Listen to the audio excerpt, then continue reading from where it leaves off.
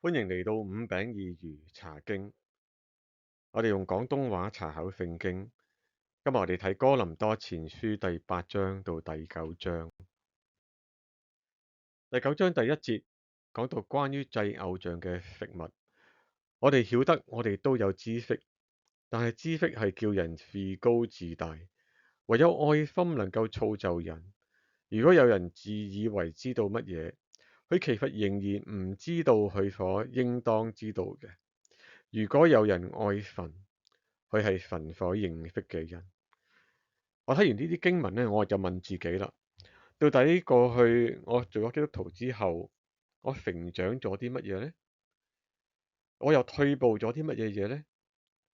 咁我自己覺得我哋自己信咗主之後呢，我真係有成長到。過去呢10幾年、20年呢，我真係越嚟越覺得自己好多嘢唔知道。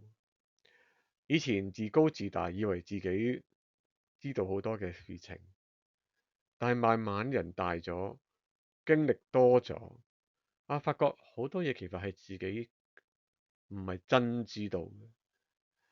咁自己退步咗啲乜嘢呢？我覺得自己退步咗就係一個愛神嘅心，冇年青嗰陣嗰種愛神嗰種嘅火熱啊！